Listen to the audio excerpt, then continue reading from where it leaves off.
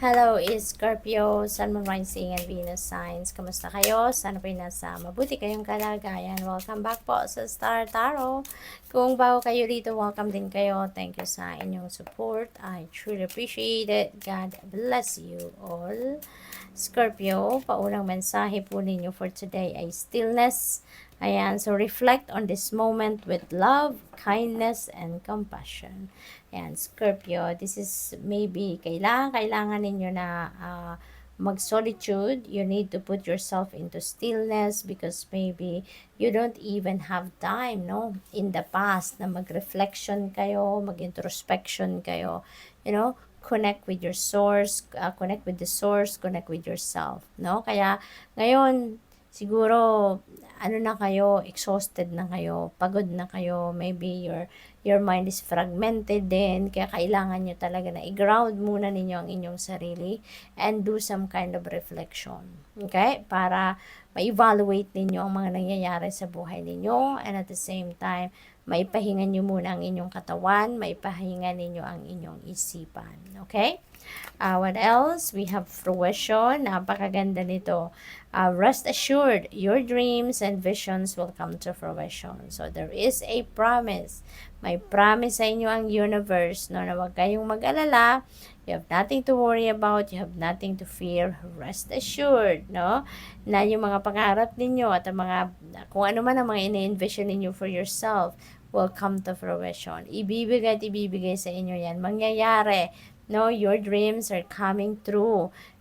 Hindi lang natin alam kung kailan, but there is a promise sa inyo. There is this guarantee sa inyo na yan ay mangyayari. Okay? So, what else?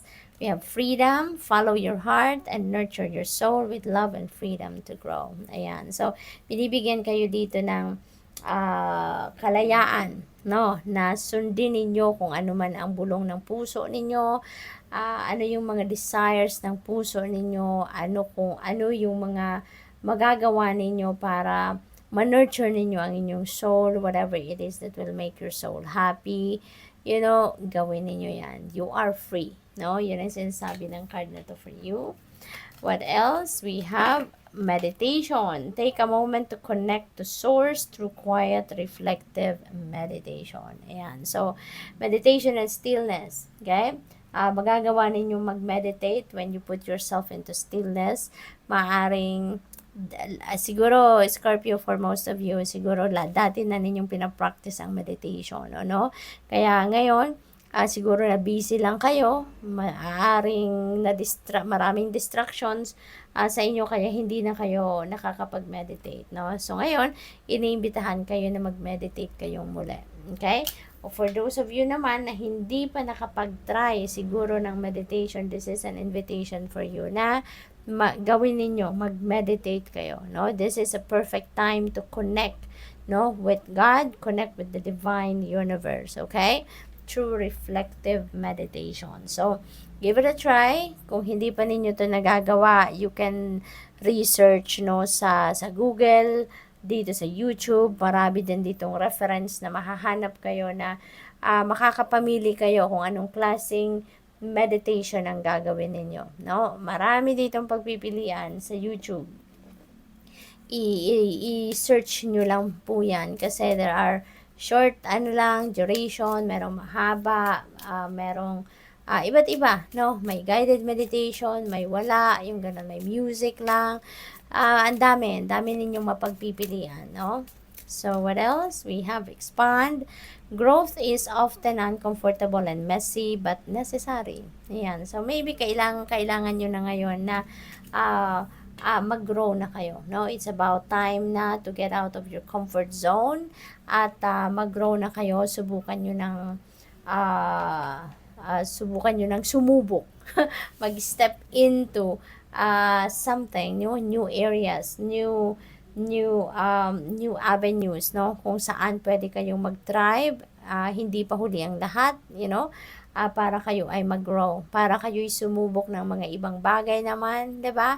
And doon sa mga bago, no, yung mga uncharted territory na sinasabi natin, this is totally different from what you used to do. Maybe hindi rin ito yung sinasabi nating cup of tea ninyo, but when you try doing it, kailangan nyo lang ng lakas ng loob, no?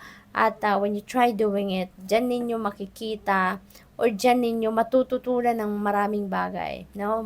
You will be able to grow, you will be able to learn something new. Dyan kayo pagtitibayin, no, ng panahon. Dyan kayo matututo ng maraming bagay, magiging resilient kayo, diyan kayo matututo on how to adjust, 'di ba, sa different environments. There are so many things so that you will be able to learn there. So what else? We have trust. The light in you cannot be dimmed. Magtiwala lang kayo. Unang-una, this could be related to this expansion. So magtiwala lang kayo sa inyong sarili. Okay? Pagtiwalaan ninyo ang inyong kakayanan, ang inyong mga talents, skills, and gifts. You're given that para magamit ninyo sa inyong pag-grow, sa pag-thrive ninyo, at sa pag-evolve ninyo into the best version of yourself. So maybe ngayon, meron na kayong pagkakataon to do that. Okay? So magtiwala lang kayo sa inyong sarili, at higit sa lahat magtiwala kayo sa divine universe and sa divine plan. Kasi kung ano man ang mga nangyayari sa buhay ninyo sa ngayon, that is part of your soul's evolution, that is part of the divine plan for you. Okay? So replenish, it's about time na then for you to replenish, no, your lost energy. Kaya siguro kailangan din ninyo na mag-stillness so that you can rest your body, you can relax your body, you can relax your mind, para nang sa gayon, maka-recharge din kayo, no? It's about time to rejuvenate and recuperate then and recharge, okay? We have control, link your own constellations and take control. Ayan, there are so many things that are beyond our control. There are also things that we can control. Kaya, those things that are beyond our control, hayaan mo na yan, no? I-offer mo na yan sa divine universe. Allow the destiny to unfold organically, 'di ba? At kung ano yung pwede ninyong makontrol, kung ano yung meron kayong control over, then doon lang kayo mag-focus. Okay? Wag na nating ipilit, no? Kung hindi naman natin makokontrol yan, wag na nating ipilit. 'Di ba? Tulad ng mga pag-worry na yan, 'di ba? Bakit tayo mag-worry about things, no? Kung hindi naman natin kontrolado ang sitwasyon, hindi ba? So, i-offer na lang natin yan sa Panginoon. Let's offer it to the divine universe, okay? We have the sun, rise to the occasion. Ayan, so this is beautiful kasi the sun is going to cut through the darkness, no, sa buhay ninyo. Maybe may mga problematic situations ang iba sa inyong kinakaharap, may mga difficult situations, but rest assured, no, that you are going to rise above that, at you're going to rise to the occasion. Okay? Mapagtatagumpayan na ninyo yan. So, what else? We have inner worlds. Your external world is a reflection of your inner world. Ayan. So, reminder ito para sa inyo, Scorpio. Baka nakakalimot na kayo na kung ano yung nakikita ninyo sa inyong 3D reality. Yan ang mini-mirror lang yan kung ano ang nasa isip ninyo. 'Di ba? Kasi let's always remember that kung anong naiisip natin, that translates to our emotions, to our feelings. At kung ano na nararamdaman natin, that translates to our behavior, to our actions. At kung ano yung ginawa natin, yun ang makikita nating resulta sa ating 3D reality. 'Di ba? Kaya, importante na kung gusto ninyong maging maganda, mabuti ang inyong sitwasyon sa inyong 3D reality, make sure na sa isip nyo pa lang, gawin nyo ng positibo. Focus na kayo sa positive.